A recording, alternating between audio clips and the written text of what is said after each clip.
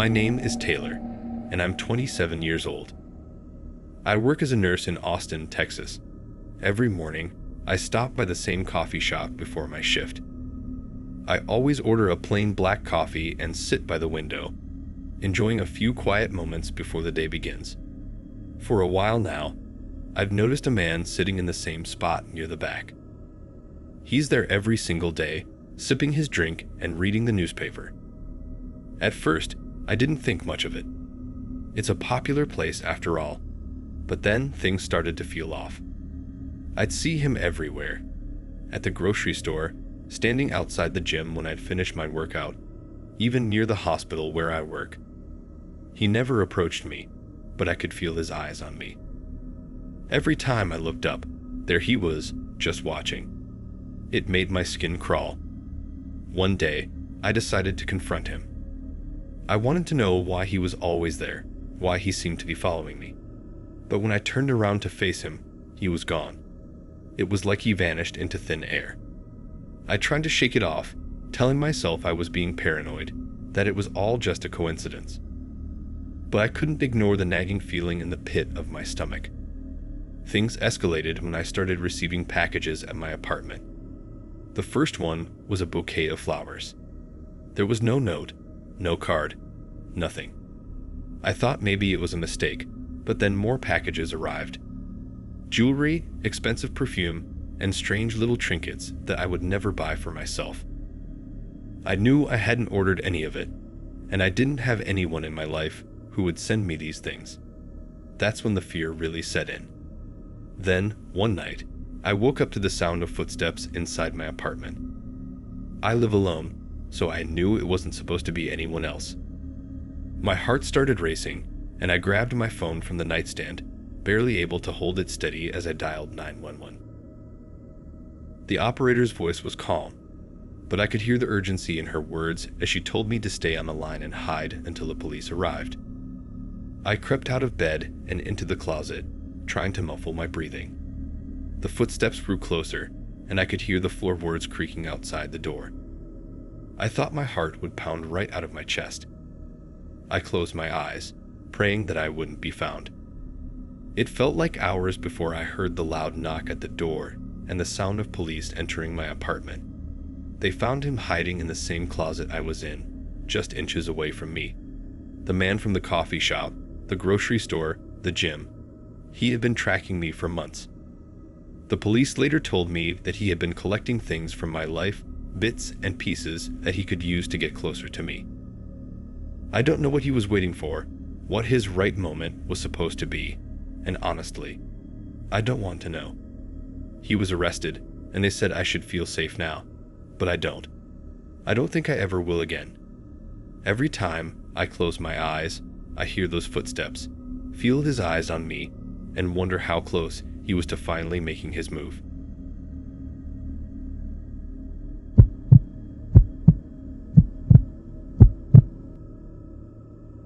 My name is Jenna, and I'm 24 years old. I live in New York City, where I work late shifts at a small bar. The city never really sleeps, but there's a strange stillness in the early hours of the morning when I walk home. I've always been cautious, keeping my head down and my pace quick, but lately, something has changed. Every night, I feel like I'm being watched. It's hard to explain, but you know that feeling when the hairs on the back of your neck stand up. That's how I felt for weeks now. I've tried to convince myself that it's just my imagination, that I'm tired and overworked, but deep down, I know something is wrong. One night, after another long shift, I was walking home through a narrow alley.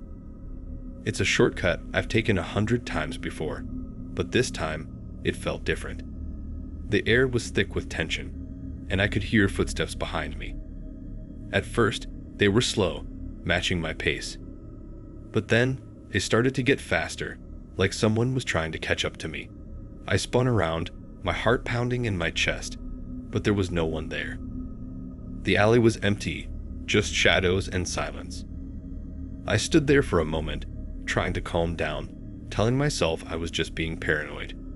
But the fear wouldn't go away. The next morning, I found a note taped to my door.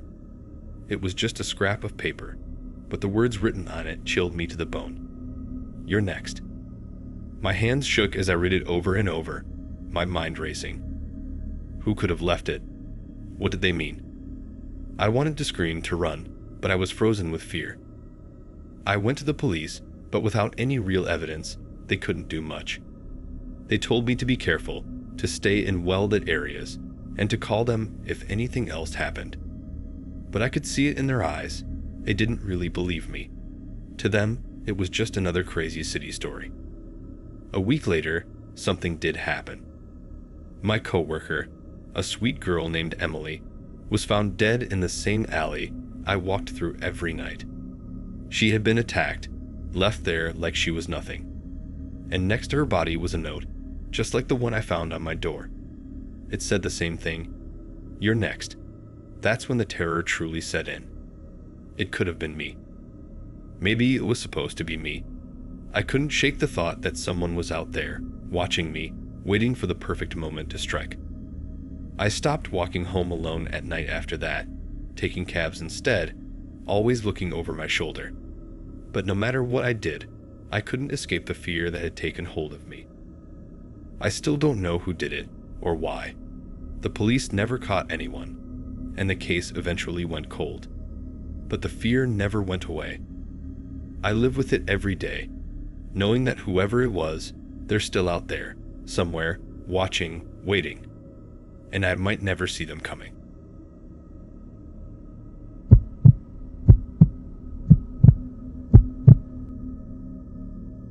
My name is Ethan, and I'm 28 years old.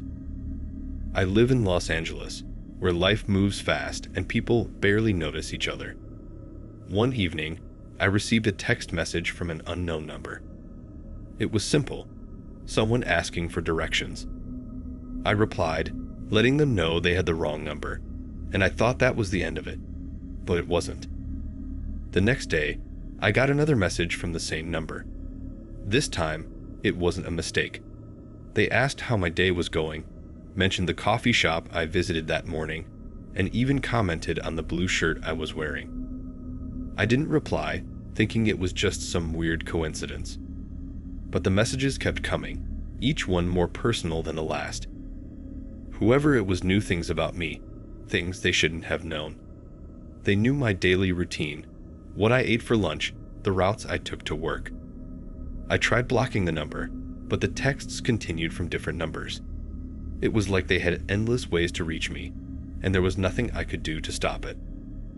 I went to the police, showed them the messages, but they said there wasn't much they could do. The numbers were untraceable, probably from burner phones. They told me to be careful, but how could I be careful when I didn't even know who I was up against? One night, after coming home from work, I found something that made my blood run cold. Written in red on my car's windshield were the words, "I see you." It wasn't paint. It was lipstick, smeared and messy, like someone had written it in a hurry. My hands were shaking as I called the police, but by the time they arrived, the lipstick had started to run, washed away by the drizzle that had begun to fall. There was nothing left for them to see. That night, I couldn't stay in my apartment. I packed a bag and went to stay with a friend, not telling anyone where I was going. The texts stopped for a while, and I began to think maybe it was over. Maybe they had moved on to someone else, or maybe the police had scared them off. But deep down, I knew it wasn't that simple.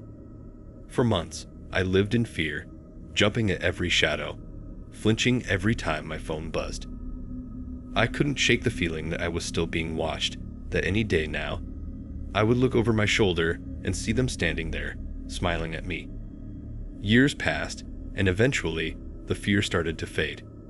The texts stopped, and I slowly began to rebuild my life. But then, out of the blue, I got a call from the police. They had arrested a man for stalking another victim.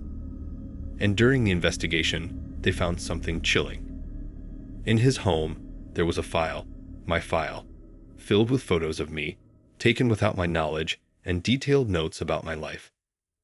The man was a stranger, someone I had never met, never even seen. But he had been watching me for years, tracking my every move, waiting for the right moment to strike. They never found out why he stopped or what his plans were for me. All I know is that I was lucky. Lucky that he was caught before he could do whatever it was he had planned. But even now, I can't help but wonder, what if he hadn't stopped? What if he's still out there, watching, waiting for another chance?